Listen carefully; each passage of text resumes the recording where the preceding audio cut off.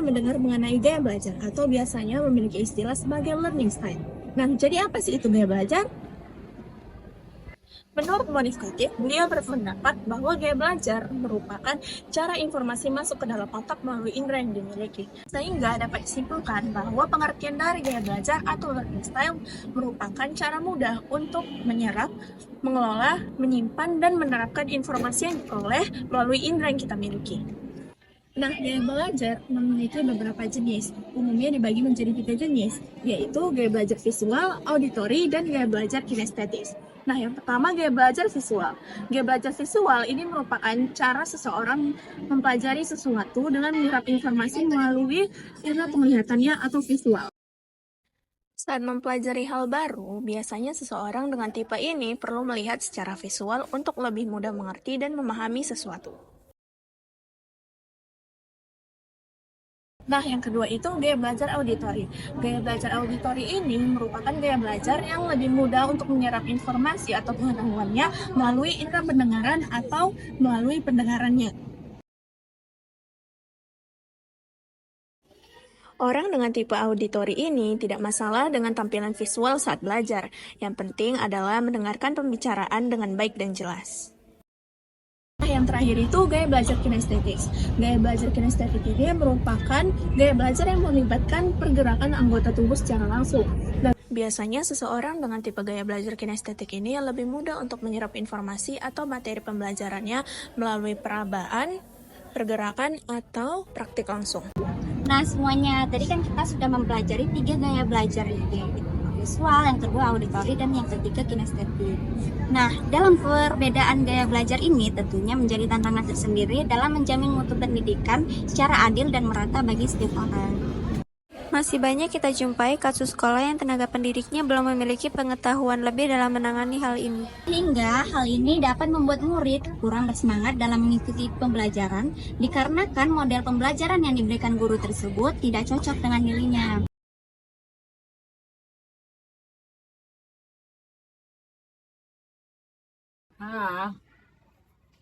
Ngomong apa sih?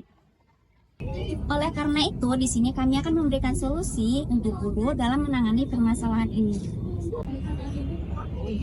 Tindakan pertama yang harus dilakukan guru adalah mengetahui gaya belajar siswa. Langkah ini sangat penting untuk dilakukan agar guru mengetahui apa rencana atau model pembelajaran yang akan dia lakukan ke depannya. Dalam hal mengetahui gaya belajar siswa ini, guru dapat melakukan beberapa hal. Yang pertama itu adalah dengan memberikan pertanyaan-pertanyaan relevan kepada siswa terkait dengan gaya belajar. Ini adalah cara yang paling sederhana. Dan yang kedua adalah dengan melakukan tes gaya belajar, yaitu dapat melalui kuesioner atau angket yang dibagikan kepada siswa.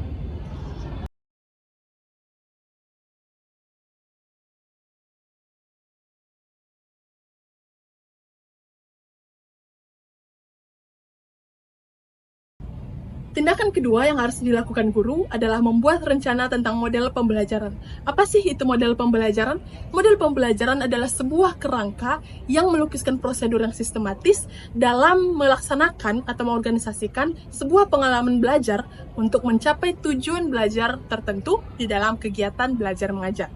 Ada banyak sekali model pembelajaran yang dapat dilakukan guru untuk menangani kasus tentang perbedaan gaya belajar siswa. Namun, pada kali ini, kami akan meng-highlight 5 model pembelajaran yang dapat dilakukan guru untuk menangani kasus yang telah kita simak sebelumnya. Model pembelajaran yang pertama adalah Discovery Learning. Discovery Learning ini adalah model pembelajaran yang mendorong siswa untuk belajar melalui penemuan mandiri dan eksplorasi yang mereka lakukan secara sendiri-sendiri. Dalam model ini, siswa tidak diberikan informasi secara langsung oleh guru, sebaliknya, mereka diberikan kesempatan untuk menemukan konsep, prinsip, atau pemahaman baru melalui pengalaman langsung dan pemecahan masalah. Model pembelajaran yang kedua adalah model pembelajaran yang berbasis proyek atau project-based learning. Model pembelajaran yang berbasis proyek ini adalah model pembelajaran yang menuntut siswa untuk melakukan sebuah proyek atau kerja nyata yang memerlukan riset, kolaborasi, dan pemecahan masalah secara berkelompok. Dalam metode ini, siswa bukan hanya menerima informasi secara pasif, tetapi aktif terlibat dalam proses pembelajaran melalui proyek yang berhubungan dengan dunia nyata. Model ini sangat cocok dengan anak yang memiliki gaya belajar kinestetik. Model pembelajaran yang ketiga dan sekaligus keempat adalah model pembelajaran kooperatif dan kolaboratif. Kooperatif dan kolaboratif ini adalah model pembelajaran yang sama-sama menekankan tentang diskusi. Namun perbedaannya, kooperatif itu bekerja sama di dalam suatu kelompok kecil untuk mencapai tujuan bersama, namun kolaboratif itu adalah kerja nyata yang secara aktif untuk mencapai pemahaman bersama di dalam kelompok. Model pembelajaran ini berfokus dan menekankan pada aktivitas diskusi, pertukaran ide, atau argumentasi antar teman di dalam kelompok atau kelas. Model pembelajaran ini sangat dianjurkan untuk anak yang memiliki gaya belajar auditori. Dan model pembelajaran yang terakhir adalah model pembelajaran visual.